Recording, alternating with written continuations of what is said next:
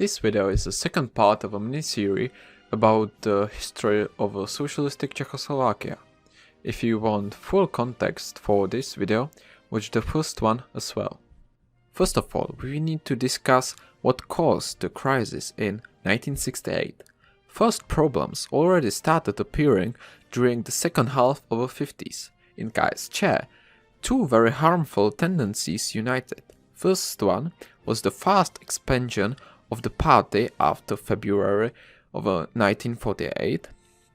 As it is always, quickly rising power attracted careerists who neither wasn't interested in ideology nor improving conditions in the country.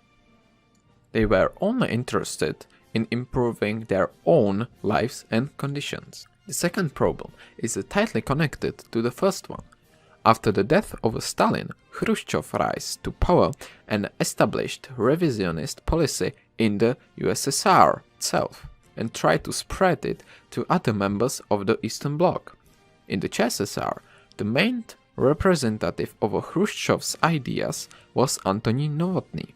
After the death of Gottwald, Novotný became the first secretary of UVKSČ, and after the death of Zápotocký in 1957, he became president as well. Novotný performed a similar policy as Khrushchev.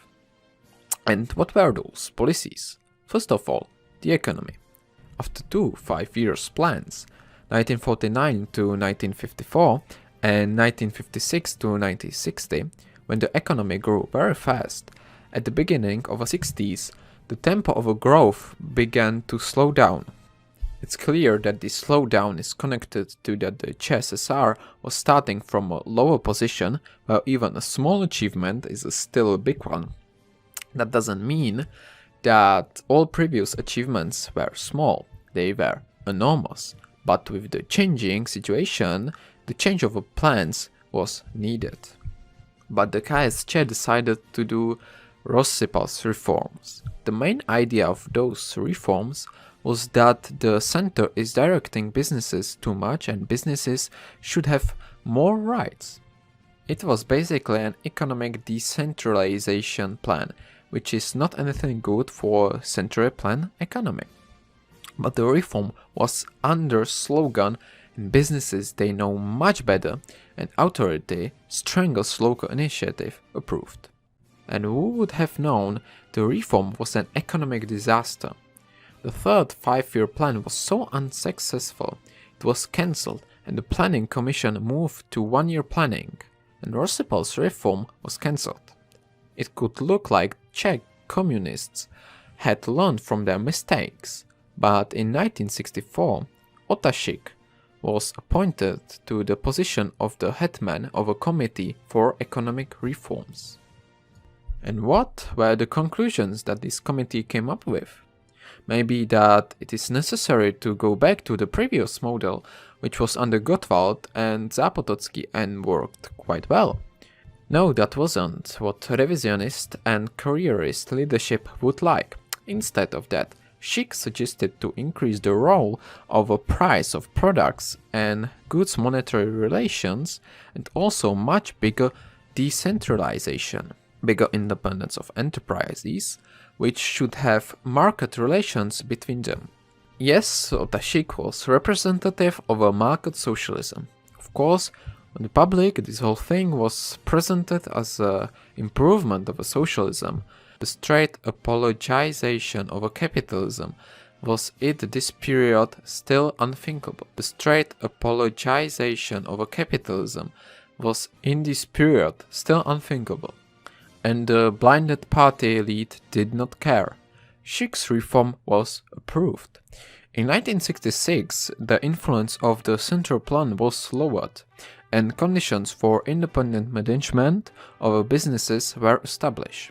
In 1967, prices were divided into fixed, for basic necessities, and free, which were to define the competitive environment. Those reforms in 1966 to 1968 did not bring any major successes, which Schick explained as that the party bureaucracy did not make reform possible in its full form.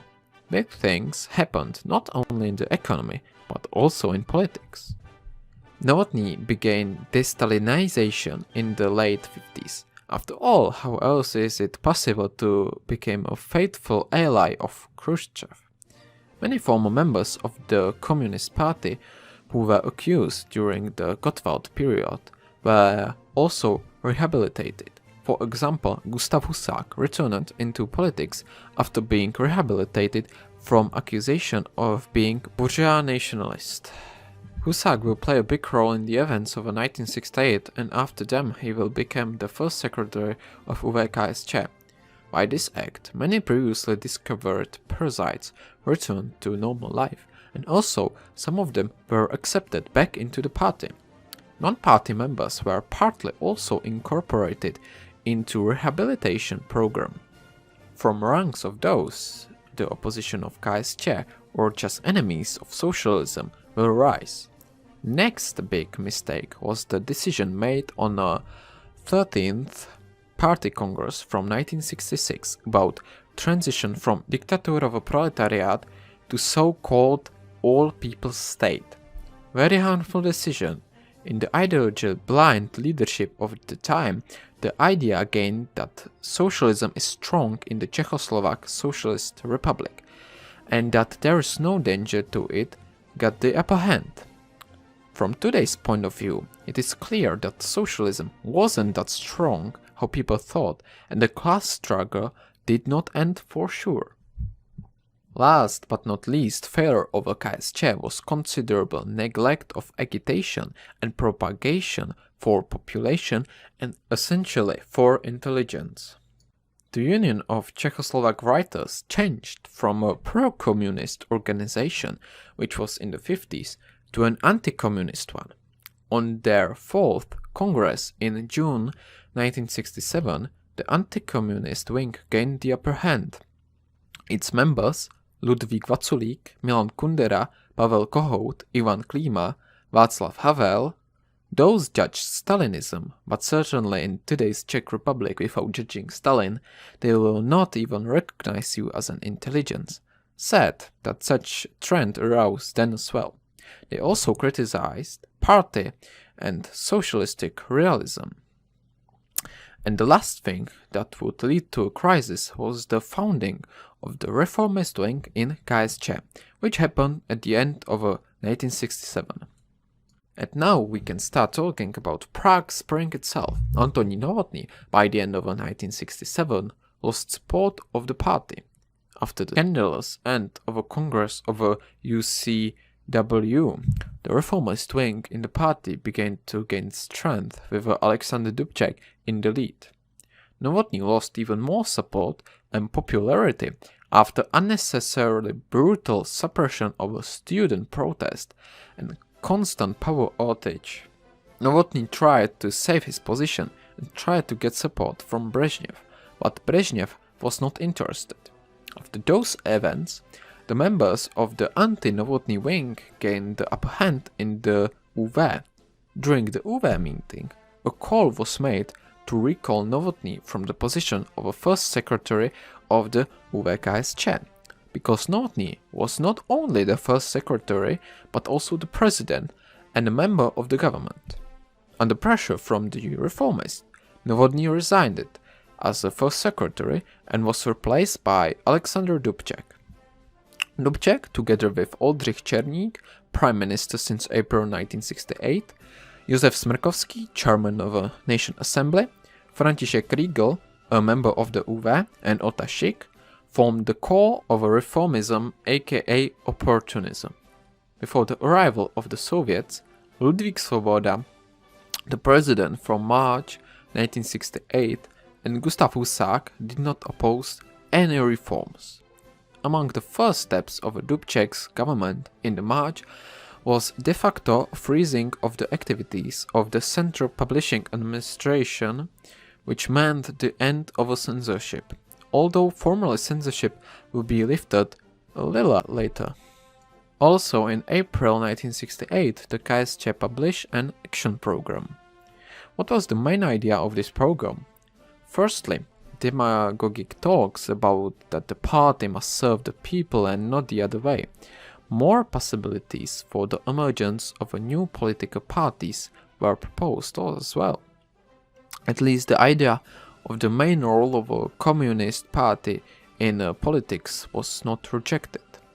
Secondly, probably the main point was the economic reforms, the Six reforms, which began in 1966 but have not yet brought any great success. It was proposed to effectively withdraw from the planned economy to the market one. At the same time, greater economic cooperation with the West was promised, because after all, greater dependence on the West will not cause us any harm in the future. And the third point was the change in the electoral process. And these changes were to lead to socialism with a human face and not to a contrarevolution, as the reformers assured at that time. These reforms led to the situation where the KSČ lost all power over the Czechoslovakia. Society suddenly became very interested in politics, which sometimes led to relatively non-harmless or even positive actions, such as activating of the ROH, Revolutionary Trade Union movement, but also to more problematic events such as de facto disintegration of ČSM, Czechoslovak Youth Union, and the resumption of UNAG and many other youth organizations. The loss of control over the youth organizations and the strengthening of apolitical or, in the worst case, anti-communist youth organizations will pose a major problem in the events of the Prague Spring and the processes of returning power to the party, although after all they successfully managed to dissolve UNAG and establish the SSM, Socialistic Youth Union, replacing the ČSM. And purely contraproductive events happened as well. For example, recreation of ČSS, Czechoslovak Socialist Party, and ČSL, Czechoslovak People's Party in the Czech Republic, and SSI, Freedom Party, and SSO, Slovak Revival Party in Slovakia. These parties allied with ideas of non-Marxist socialism, or in the case of ČSL, with Christian socialistic traditions. These parties promoted return to private small businesses, which wasn't in any contradiction with KSČ's action program. Unpleasant for the KSČ was the attempt to restore the Social Democratic Party, which was integrated into a Communist Party in 1948. The preparatory committee of the Czechoslovak Socialistic Democratic Party announced to the Central Committee of the Nation Front that it wants to reactivate its activities. Smrkovský and Kriegel met with representatives of SACDEMs, but nothing was agreed except for the informal permission of the organization. Very dangerous for the situation in the country became the founding of a new political movement. Let's name the two major ones. KAN, a club of committee non-partisans, and K231, club of former political prisoners. If KAN behaved relatively leniently and promised that they were not against socialism, K231 did not promise anything and demanded the annulment of judgments. It's nothing to be stunned about. K231 was a full reactionary element that were fought against during 50s, and now when communists started to lose tension, it decided to activate itself. And even in this case, the Communist Party was able to negotiate with such organizations. Kriegel and Mlynář, in the case of a KAN, outlined the possibility of joining the NF, and in the case of a K231, integration into the Union of Freedom Fighters and their presence in rehabilitation commissions. The party has lost even more power. Censorship was lifted on June 26. And the day after, June 27th, a manifesto of 2000 words by Ludvík Vaculík was published, condemning the progress of socialism, declaring that the previous Communist Party government brought too many victims and that the Communist Party needed to be reformed and democracy developed.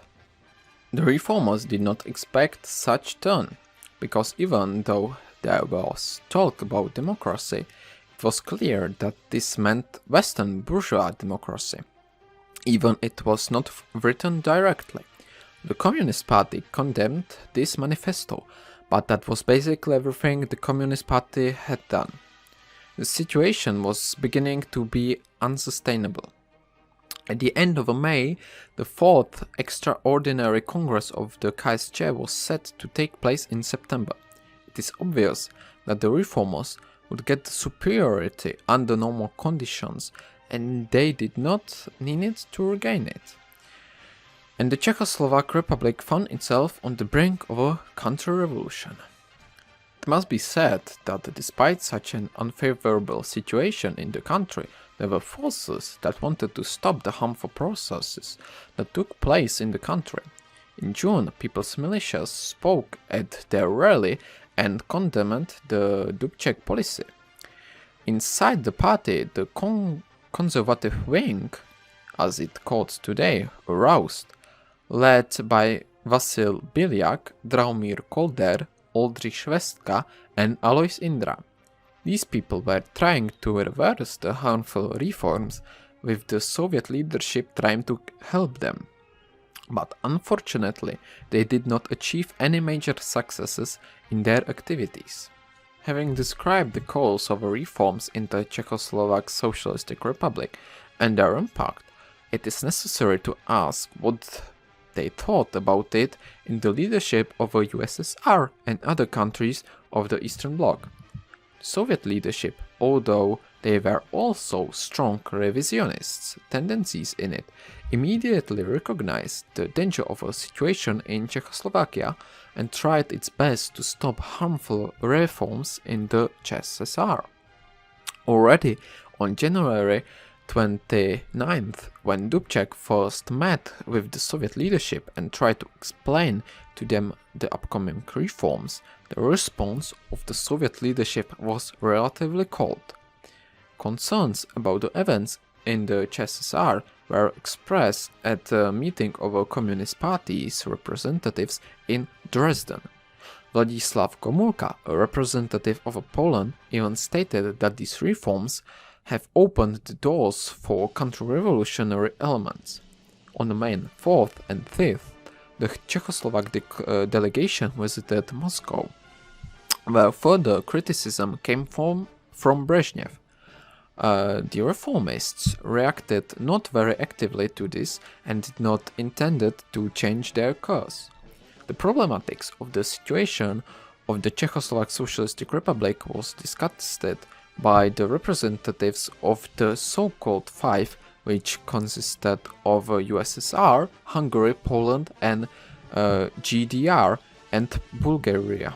At the meeting of the UVKSČ, Dubček tried to admit the danger of the right, but this had no effect. On the 5th of July, Brezhnev suggested to Dubček a meeting of the Eastern Bloc officials other than Romania in Warsaw in mid-July, but Dubček refused. The meeting nevertheless took place, and at that meeting Brezhnev still hoped that it would be possible to agree with Dubček. And a letter was written to the KSČ leadership criticizing the Communist Party's action and stating that the situation could not be managed by the party. To this, the leadership of the Communist Party replied that it was possible to hold a meeting of representatives of the leadership of the Czechoslovak Socialistic Republic and the USSR and discuss these issues. This eventually happened, and on July 29th until August 1st, a meeting took place near Čierna nad Tisou, and on August 3rd in Bratislava. After long debates, the representatives of both parties were able to agree. During the meeting in Bratislava, Brezhnev was given, without Dubček's knowledge, a so-called invitation letter from Biljak, Kolder, Švestka, Indra and Kapek, This letter were calling to the USSR for help for the Czechoslovak Socialistic Republic from impending contrarevolution. There is also a mystery connected with the meeting in Bratislava. According to the Soviet leadership in Bratislava, certain actions were agreed on to stop the harmful development in the Czechoslovak Socialistic Republic. According to Biliak, it was agreed that the KAN and K231 organizations would be dissolved. All anti-socialist publishing activities would be stopped. Kriegel would be dismissed from the UVKSČ, Čestmír Císař would be removed from his post as a secretary, and that the party will take control of the media, and that the director of Czechoslovak television, Jiří Pelikán, will be removed from his position. But Biliak was not at the meeting in Bratislava and stated that he has this information from another source, but he does not wrote from what source, and the reformers who were there say that nothing like that was promised. It is then unclear what the leadership of the Czechoslovak Socialistic Republic and the USSR agreed on. On August 13th, Brezhnev telephoned Dubček and demanded fulfillment of the agreement in Bratislava, but Dubček only gave the evasive answer that he must now prepare for the Congress. After that, Brezhnev lost confidence in Dubček, and on August 18th, he agreed with the five that it was necessary to intervene. The military implementation of the operation was very fast and successful. The troops of the Warsaw Pact occupied the territory of the Czechoslovak Socialistic Republic within 12 hours with almost no resistance. But the political implementation turned out to be very unsuccessful. The majority of the population negatively accepted the arrival of the Warsaw Pact troops in Prague and other cities. There were mass protests against the occupation of the CSSR, on which several tanks were even damaged. Many strikes were made, and it was clear that Czechoslovak society was against the arrival of the troops. On the 9th of August 21st, the presidency of the UVKSČ discussed which resolution to issue due to the arrival of the Warsaw Pact troops. The conservatives were to take the initiative and push their version, but they failed, and in the 7-4 resolution, Dubček won a resolution condemning the arrival of the troops. On August 22nd, the plenum of a National Assembly also condemned the arrival of the troops. And also on August 22nd, the reformist forces decided to begin 14th Congress immediately and gathered in the ČKD plant in the Prague Vysočany, where they immediately condemned the arrival of the troops and elected a new central committee and presidency. This made the situation much more difficult for the USSR because suddenly the whole action became illegal. In order for the arrival of the troops in the Czechoslovak Republic not to turn from a political failure into catastrophe, the Soviet leadership had to act quickly. On August 21st, the presidency of the UVKSČ, with the help of Soviet troops, was transferred from the Czechoslovak Socialistic Republic to the USSR. On August 22nd, President Svoboda proposed to the Soviet ambassador Červonenko that a delegation would be formed to negotiate with the Soviet leadership on normalization in the Czechoslovak Socialistic Republic, which eventually happened. The special delegation, together with the internet presidency of the Central Committee, met with the Soviet leadership in Moscow, where the so-called Moscow Protocol was signed on August 26th. The Moscow Protocol agreed to introduce control over media, to dissolve anti-socialistic organizations, to annul the Vysočina Congress, to agree on the signing of an agreement on the stay of the Soviet troops in the territory of the Czechoslovak Socialistic Republic, and that basically ended the Prague Spring. I would like to discuss the beginning of a normalization and the period of the 1970s and the end of socialism in Czechoslovakia in another video.